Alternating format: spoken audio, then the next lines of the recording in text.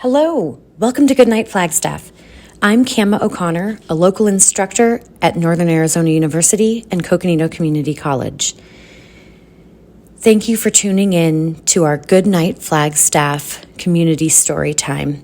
You can find a new chapter from one of our favorite family-friendly books at 8 p.m. each weeknight on the Literacy Center's YouTube channel and on Crater Radio, the local online radio station.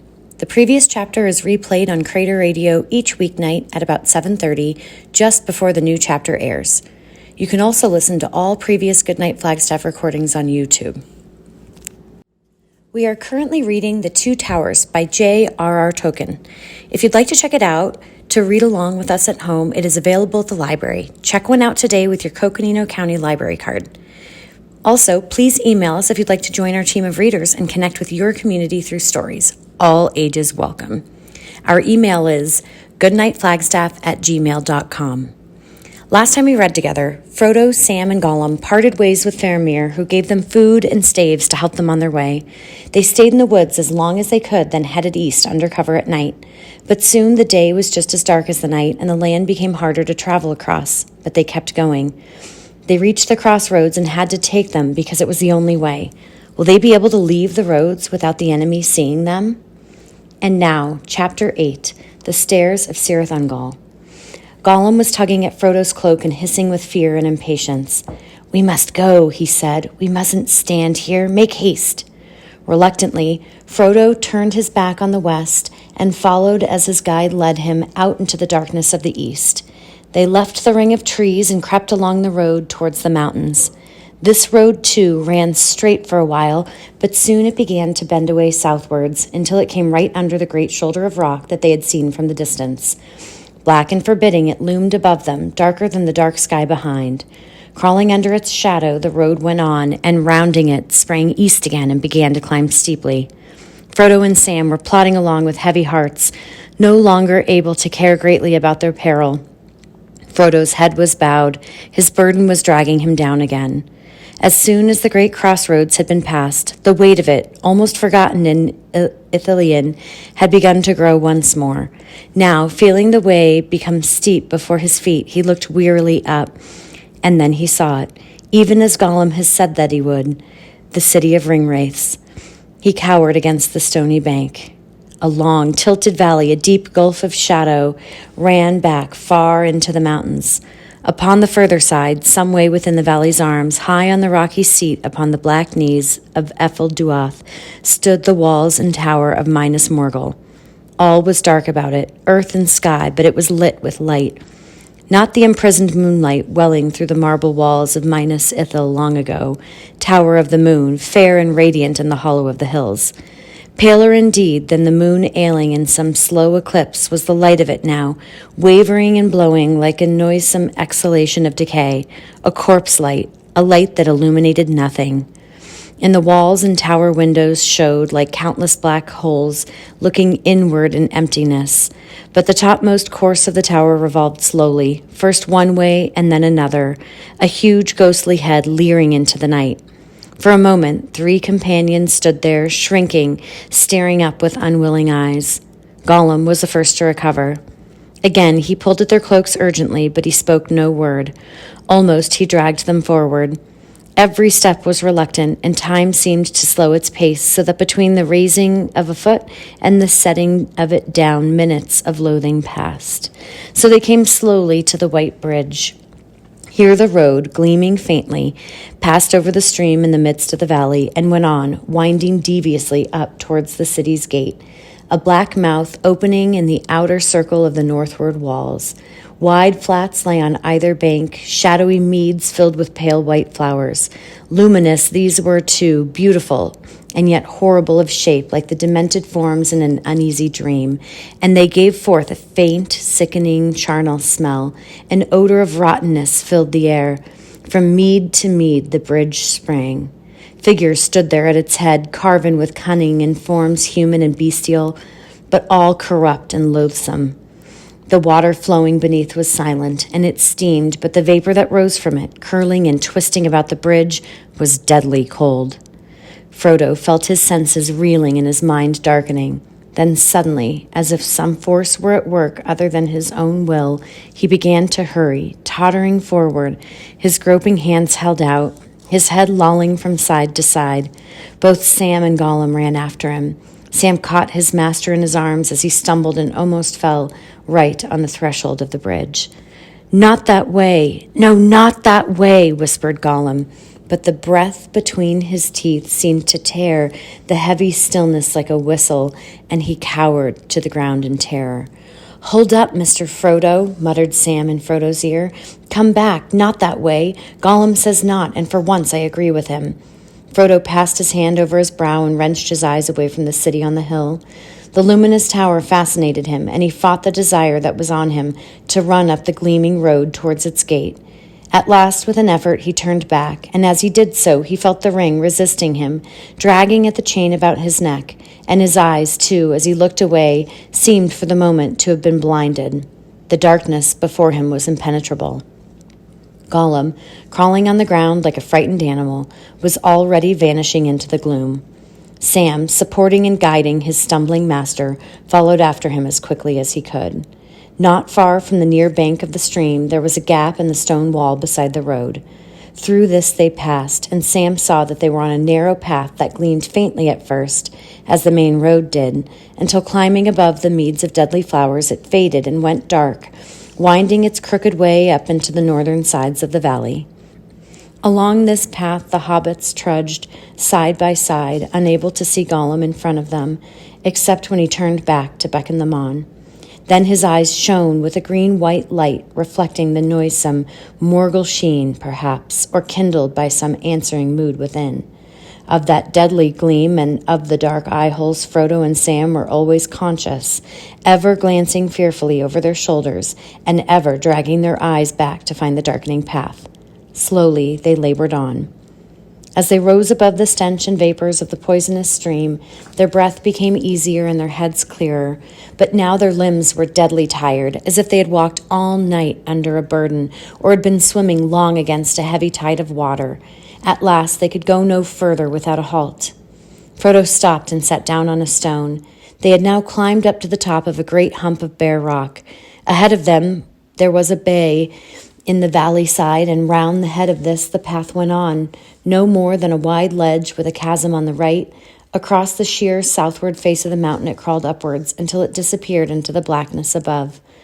"I must rest a while, Sam," whispered Frodo. "It's heavy on me, Sam, lad, very heavy. I wonder how far I can carry it. Anyway, I must rest before we venture on to that." He pointed to the narrow way ahead. "Shh, shh," hissed Gollum, hurrying back to them. "Shh." His fingers were on his lips, and he shook his head urgently. Tugging at Frodo's sleeve, he pointed towards the path, but Frodo would not move. "Not yet," he said, "not yet." Weariness, and more than weariness, oppressed him. It seemed as if a heavy spell was laid on his mind and body. "I must rest," he muttered. At this, Gollum's fear and agitation became so great that he spoke again, hissing behind his hand as if to keep the sound from unseen listeners in the air. "Not here, no, not rest here. Fools! Eyes can see us. When they come to the bridge, they will see us. Come away. Climb, climb. Come." "Come, Mr. Frodo," said Sam. "He's right again. We can't stay here." "All right," said Frodo in a remote voice, as if one speaking half asleep. "I will try." Wearily, he got to his feet. But it was too late. At that moment, the rock quivered and trembled beneath them. The great rumbling noise, louder than ever before, rolled in the ground and echoed in the mountains. Then, with searing suddenness, there came a great red flash. Far beyond the eastern mountains, it leapt into the sky and splashed the lowering clouds with crimson. In that valley of shadow and cold, deathly light, it seemed unbearably violent and fierce. Peaks of stone and ridges like notched knives sprang out in staring black against the uprushing flame in Gorgoroth. Then came a great crack of thunder, and Minas Morgul answered. There was a flare of livid lightnings, forks of blue flame springing up from the tower and from the encircling hills into the sullen clouds. The earth groaned, and out of the city there came a cry, mingled with harsh high voices as of birds of prey and the shrill neighing of horses wild with rage and fear. There came a rending screech, shivering, rising swiftly to a piercing pitch beyond the range of hearing. The hobbits wheeled round towards it and cast themselves down, holding their hands upon their ears. As the terrible cry ended, falling back through a sickening wail to silence, Frodo slowly raised his head. Across the narrow valley, now almost on a level with his eyes, the walls of the evil city stood, and its cavernous gate, shaped like an open mouth with gleaming teeth, was gaping wide. And out of the gate an army came. All that host was clad in sable, dark as the night. Against the wan walls and the luminous pavement of the road, Frodo could see them, small black figures in rank upon rank, marching swiftly and silently, passing outwards in an endless stream. Before them went a great cavalry of horsemen, moving like ordered shadows, and at their head was one greater than all the rest, a rider, all black, save that on his hooded head he had a helm like a crown that flickered with a perilous light. Now he was drawing near the bridge below, and Frodo's staring eyes followed him, unable to wink or to withdraw. Surely there was the Lord of the Nine Riders returned to earth to lead his ghastly host to battle. Here, yes, here indeed, was the haggard king whose cold hand had smitten down the ring-bearer with his deadly knife. The old wound throbbed with pain, and a great chill spread towards Frodo's heart. Even as these thoughts pierced him with dread and held him bound as with a spell, the rider halted suddenly, right before the entrance of the bridge, and behind him all the host stood still. There was a pause, a dead silence. Maybe it was the ring that called to the Wraith Lord, and for a moment he was troubled, sensing some other power within his valley. This way and that turned the dark head, helmed and crowned with fear, sweeping the shadows with its unseen eyes. Frodo waited like a bird at the approach of a snake, unable to move. And as he waited, he felt, more urgent than ever before, the command that he should put on the ring. But great as the pressure was, he felt no inclination now to yield to it. He knew that the ring would only betray him, and that he had not, even if he put it on, the power to face the Morgul King.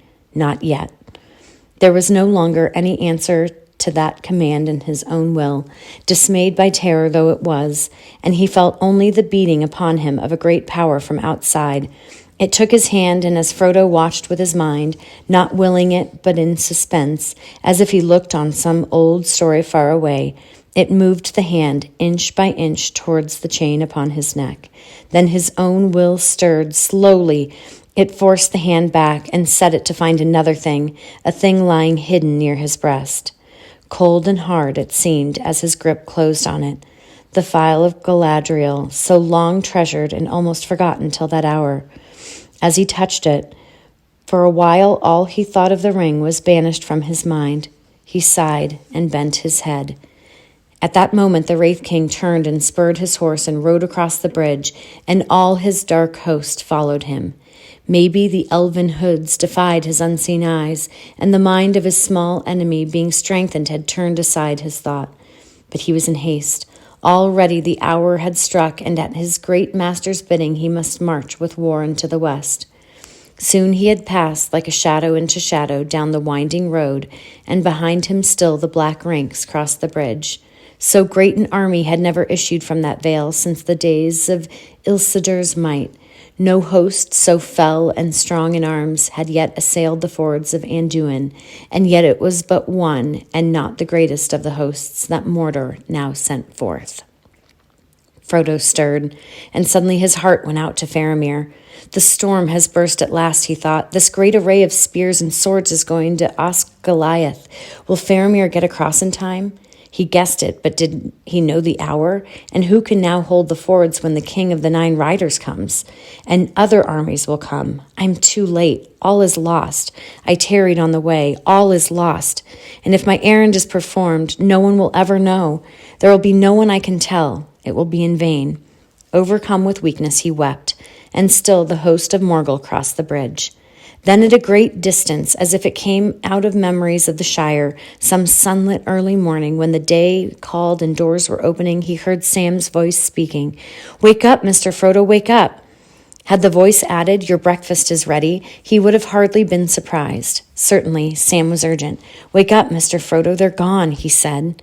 There was a dull clang. The gates of Minas Morgul had closed. The last rank of spears had vanished down the road. The tower still grinned across the valley, but the light was fading in it. The whole city was falling back into a dark, brooding shade and silence. Yet still it was filled with watchfulness. "Wake up, Mr. Frodo, they're gone, and we'd better go too. There's something still alive in that place, something with eyes or a seeing mind. If you take me, and the longer we stay in one spot, the sooner it will get on to us. Come on, Mr. Frodo." Frodo raised his head, then stood up. Despair had not left him, but the weakness had passed. He even smiled grimly, feeling now as clearly as a moment before he had felt the opposite, that what he had to do if he could, and that whether Faramir or Aragorn or Elrond or Galadriel or Gandalf or anyone else ever knew about it was beside the purpose. He took his staff in one hand and the phial in his other. When he saw that the clear light was already welling through his fingers, he thrust it into his bosom and held it against his heart. Then turning from the city of Morgul, now no more than a gray glimmer across a dark gulf, he prepared to take the upward road. Gollum, it seemed, had crawled off along the ledge into the darkness beyond when the gates of Minas Morgul opened, leaving the hobbits where they lay. He now came creeping back, his teeth chattering and his fingers snapping. "Foolish, silly," he hissed. "Make haste. They mustn't think danger has passed. It hasn't. Make haste." They did not answer, but they followed him on to the climbing ledge. It was little to the liking of either of them, not even after facing so many other perils, but it did not last long.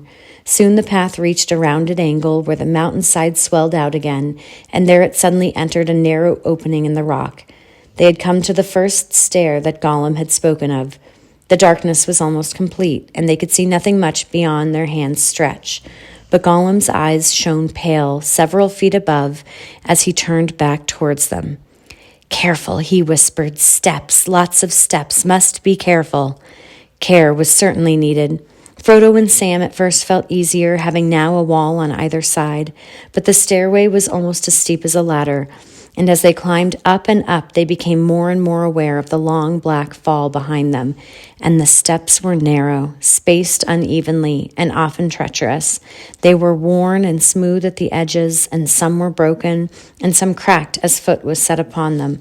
The hobbits struggled on until at last they were clinging with desperate fingers to the steps ahead, and forcing their aching knees to bend and straighten.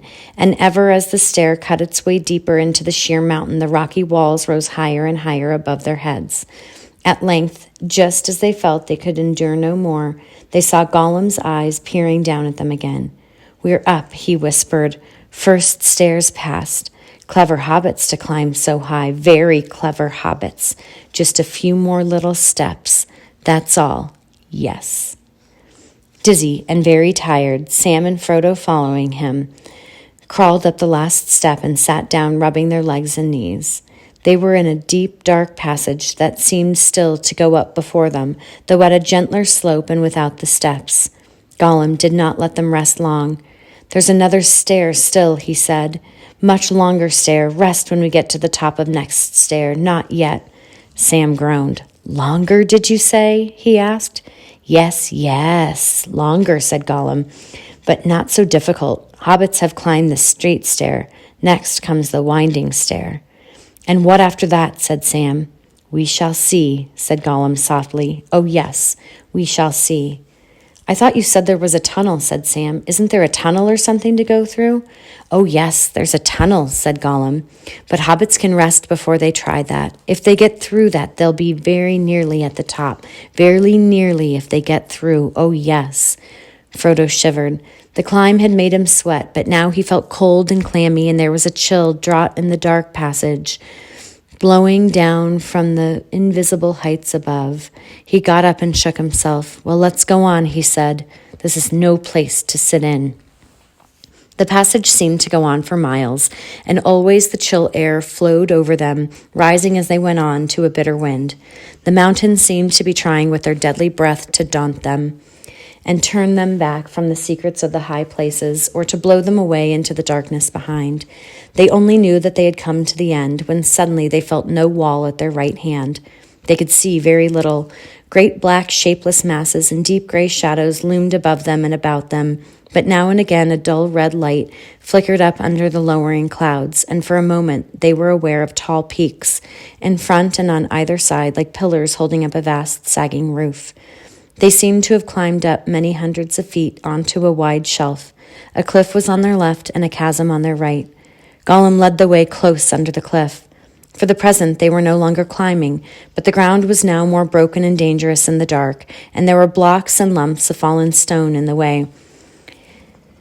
Their going was slow and cautious. How many hours had passed since they entered the Morgul Vale, neither Sam nor Frodo could any longer guess. The night seemed endless. At length they were once more aware of a wall looming up, and once more a stairway opened before them. Again they halted, and again they began to climb. It was a long and weary ascent, but the stairway did not delve into the mountainside. Here the huge cliff face sloped backwards, and the path like a snake wound to and fro across it.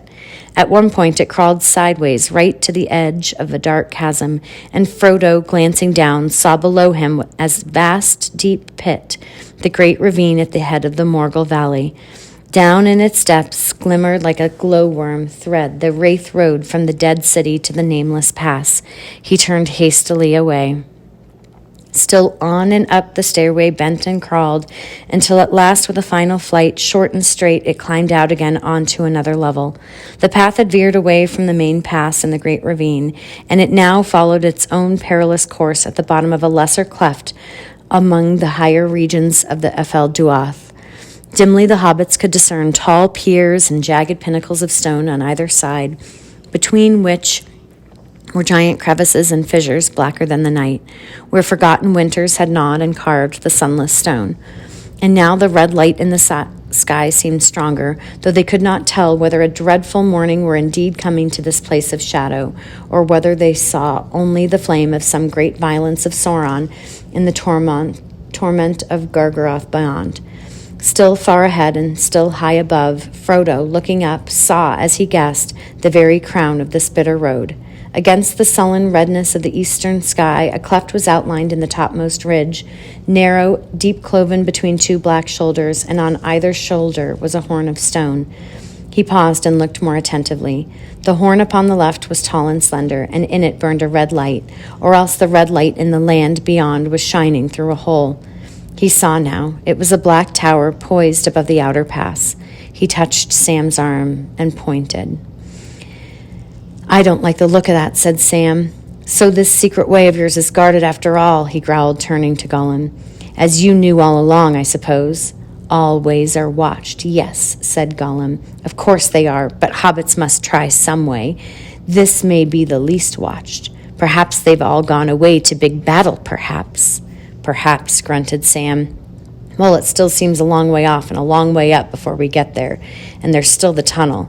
I think you ought to rest now, Mr. Frodo. I don't know what time of day or night it is, but we've kept going for hours and hours." "Yes, we must rest," said Frodo. "Let us find some corner out of the wind and gather our strength for the last lap." For so he felt it to be. The terrors of the land beyond and the deed to be done there seemed remote, too far off yet to trouble him.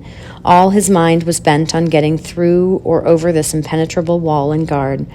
If once he could do that impossible thing, then somehow the errand would be accomplished, or so it seemed to him in that dark hour of weariness, still laboring in the stony shadows under Cirith Ungol. In a dark crevice between two piers of rock they sat down, Frodo and Sam a little way within, and Gollum crouched upon the ground near the opening. There the hobbits took what they expected would be their last meal before they went down into the nameless land, maybe the last meal they would ever eat together. Some of the food of Gondor they ate, and wafers of the way bread of the elves, and they drank a little, but of their water they were sparing, and took only enough to moisten their dry mouths. "I wonder when we'll find water again," said Sam. "But I suppose even over there they drink. Orcs drink, don't they?" "Yes, they drink," said Frodo. "But do not let us speak of that. Such drink is not for us." "Then all the more need to fill our bodies," said Sam. "But there isn't any water up here. Not a sound or a trickle have I heard. And anyway, Faramir said we are not to drink any water in Morgul. No water flowing out of Imlid Morgul were his words, said Frodo. We are not in that valley now, and if we came on a spring, it would be flowing into it and not out of it. I wouldn't trust it, said Sam, not until I was dying of thirst. There's a wicked feeling about this place. He sniffed. And a smell, I fancy. Do you notice it? A queer kind of smell, stuffy. I don't like it. I don't like anything here at all, said Frodo. Step or stone, breath or bone, earth, air, and water all seem accursed. But so our path is laid. Yes, that's so, said Sam, and we shouldn't be here at all if we'd known more about it before we started. But I suppose it's often that way. The brave things in the old tales and songs, Mr. Frodo. Adventures, as I used to call them. I used to think that they were things the wonderful folk of the stories went out and looked for, because they wanted them, because they were exciting and life was a bit dull, a kind of sport, as you might say. But that's not the way of it with the tales that really mattered, or the ones that stay in the mind. Folks seem to have been landed in them. Usually, their paths were laid that way, as you put it. But I expect they had lots of chances like us of turning back, only they didn't. And if they had, we shouldn't know, because they'd have been forgotten. We hear about those as just went on, and not all to a good end, mind you, at least not to what folk inside a story and not outside it call a good end. You know, coming home and finding things all right, though not quite the same, like old Mr. Bilbo.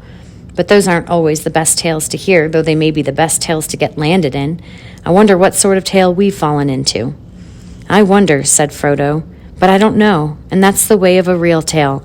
Take any one that you're fond of. You may know or guess what kind of tale it is, happy ending or sad ending, but the people in it don't know, and you don't want them to. No, sir, of course not. Baron now, he never thought he was going to get that Silmaril from the Iron Crown in Thingordarum, and yet he did.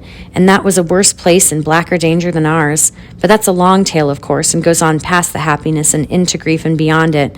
And the Silmaril went on and came to Arendelle. And why, sir, I never thought of that before. You've got some of the light in that star glass that the lady gave you. Why, to think of it, we're in the same tale still. It's going on. Don't the great tales never end? No, they never end as tales, said Frodo, but the people in them come and go when their parts ended. Our part will end later, or sooner, and then we can have some rest and some sleep, said Sam. He laughed grimly. And I mean just that, Mr. Frodo. I mean plain, ordinary rest and sleep, and waking up to a morning's work in the garden. I'm afraid that's all I'm hoping for all the time. All the big important plans are not for my sort. Still, I wonder if we shall ever be put into songs or tales. We're in one, of course, but I mean put into words, you know, told by the fireside or read out of a great big book with red and black letters, years and years afterwards. And people will say, let's hear about Frodo in the Ring. And they'll say, yes, that's one of my favorite stories. Frodo was very brave, wasn't he, Dad? Yes, my boy, the famousest of hobbits, and that's saying a lot. It's saying a lot too much, said Frodo, and he laughed, a long, clear laugh from his heart. Such a sound had not been heard in those places since Sauron came to Middle-earth. To Sam, suddenly, it seemed as if the stones were listening and the tall rocks leaning over them. But Frodo did not heed them. He laughed again. Why, Sam, he said, to hear you somehow makes me as merry as if the story was already written. But you've left out one of the chief characters, Samwise the Stout-Hearted. I want to hear more about Sam, Dad. Why didn't they put in more of his talk, Dad? That's what I like. It makes me laugh. And Frodo wouldn't have got far without Sam, would he, Dad? Now, Mr. Frodo, said Sam, you shouldn't make fun. I was serious. So was I, said Frodo, and so I am. We're going on a bit too fast. You and I, Sam, are still stuck in the worst places of the story, and it is all too likely that at some will say at this point, shut the book now, Dad. We don't want to read any more. Maybe, said Sam, but I wouldn't be one to say that. Things done and over and made into part of the great tales are different. Why, even Gollum might be good in a tale, better than he is to have by you, but anyway. And he used to like tales himself once, by his own account. I wonder if he thinks he's the hero or the villain. Gollum, he called, would you like to be the hero? Now where's he got to again? There was no sign of him at the mouth of their shelter, nor in the shadows near. He had refused their food, though he had, as usual, accepted a mouthful of water, and then he had seemed to curl up for a sleep. They had supposed that one, at any rate, of his objects, in his long absence the day before, had been to hunt for food to his own liking, and now he had evidently slipped off again while they talked. But what for this time? I don't like his sneaking off without saying, said Sam, and least of all now. He can't be looking for food up here, not unless there's some kind of rock he fancies. Why, there isn't even a bit of moss. It's no good worrying about him now, said Frodo. We couldn't have got so far, not even within sight of the pass without him, so we'll have to put up with his ways. If he's false, he's false. All the same, I'd rather have him under my eye, said Sam. All the more so if he's false. Do you remember he never would say if this pass was guarded or no? Now we see a tower there, and it may be deserted, and it may not. Do you think he's gone to fetch them, orcs or whatever they are? No, I don't think so, answered Frodo, even if he's up to some wickedness, and I suppose that's not unlikely. I don't think it's that, not to fetch orcs or any servants of the enemy. Why wait till now and go through all the labor of the climb and come so near the land he fears? He could have probably betrayed us to orcs many times since we met him. No, if it's anything, it'll be some little private trick of his own that he thinks is quite secret. Well, I suppose you're right, Mr. Frodo, said Sam, not that it comforts me mightily. I don't make no mistake. I don't doubt he'd hand me over to orcs as gladly as kiss his hand. But I was forgetting his precious. No, I suppose the whole time it's been the precious for poor Smeagol. That's the one idea in all his little schemes, if he has any. But how bringing us up here will help him in that is more than I can guess. Very likely he can't guess himself, said Frodo, and I don't think he's got just one plain scheme in his muddled head. I don't think he really is in part trying to save the precious from the enemy, as long as he can, for that would be the last disaster for him too if the enemy got it, and in the other part perhaps he's just biding his time and waiting on chance. Yes, slinker and stinker, as I've said before, said Sam, but the nearer they get to the enemy's land, the more stinker Slinker will get. Mark my words, if we ever get to the pass, he won't let us really take the precious thing over the border without making some kind of trouble. We haven't got there yet, said Frodo. No, but we better keep our eyes skinned till we do. If we're caught napping, Stinker will come out on top pretty quick. Not but what it would be safe for you to have a wink now, master. Safe if you lay close to me. I'd be dearly glad to see you have a sleep. I'd keep watch over you, and anyway, if you lay near with my arm round you, no one could come pawing at you without your Sam knowing it. Sleep, said Frodo, and sighed, as if out of a desert he had seen a mirage of cool green. Yes, even here I could sleep. Sleep then, master. Lay your head in my lap. And so Gollum found them hours later when he returned, crawling and creeping down the path out of the gloom ahead. Sam sat propped against the stone, his head dropping sideways and his breathing heavy. In his lap lay Frodo's head, drowned deep in sleep. Upon his white forehead lay one of Sam's brown hands, and the other lay softly upon his master's breast. Peace was in both their faces. Gollum looked at them. A strange expression passed over his lean, hungry face. The gleam faded from his eyes, and they went dim and gray, old and tired. A spasm of pain seemed to twist him, and he turned away, peering back up towards the pass, shaking his head as if engaged in some interior debate. Then he came back, and slowly putting out a trembling hand, very cautiously he touched Frodo's knee, but almost the touch was a caress. For a fleeting moment, could one of the sleepers have seen him, they would have thought that they beheld an old weary hobbit, shrunken by the years that had carried him far beyond his time, beyond friends and kin and the fields and streams of youth, an old, starved, pitiable thing. But at that touch, Frodo stirred and cried out softly in his sleep, and immediately Sam was wide awake. The first thing he saw was Gollum, pawing at Master as he thought. "Hey, you," he said roughly, "what are you up to?" "Nothing, nothing," said Gollum softly. "Nice, Master." "I dare say," said Sam, "but where have you been to, sneaking off and sneaking back, you old villain?" Gollum withdrew himself, and a green glint flickered under his heavy lids. Almost spider-like he looked now, crouched back on his bent limbs with his protruding eyes. The fleeting moment had passed beyond recall. "Sneaking, sneaking," he hissed. "Hobbits always so polite, yes. Oh, nice hobbits. Smeagol brings them up secret ways that nobody else could find. Tired he is, thirsty he is, yes, thirsty. And he guides them and he searches for paths and they say, sneak, sneak. Very nice friends. Oh, yes, my precious, very nice."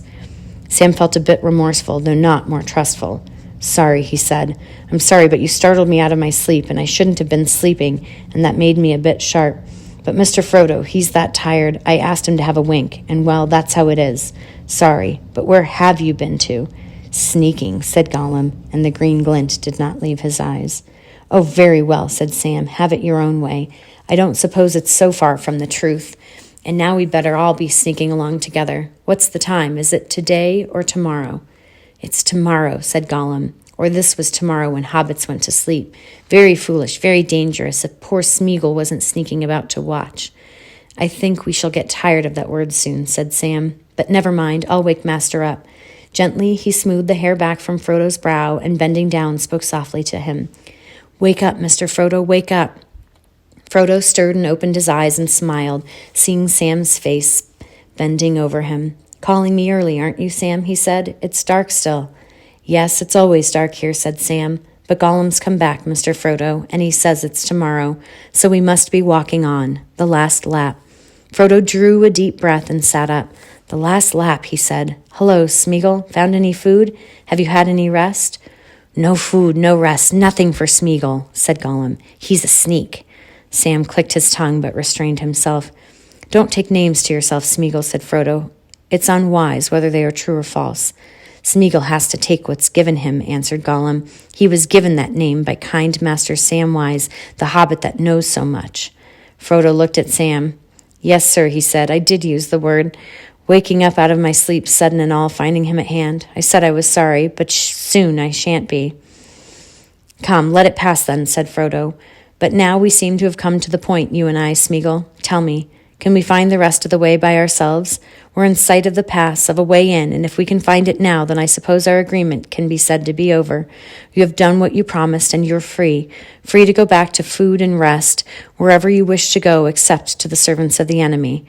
And one day I may reward you, I or those that remember me. No, not yet, Gollum whined. Oh no, they can't find the way themselves, can they? Oh no, indeed, there's the tunnel coming. Smeagol must go on. No rest, no food. Not yet. All right, that's it. Thank you for tuning in, and join us next time for Chapter 9 in Book 4 of The Two Towers. Good night, Flagstaff.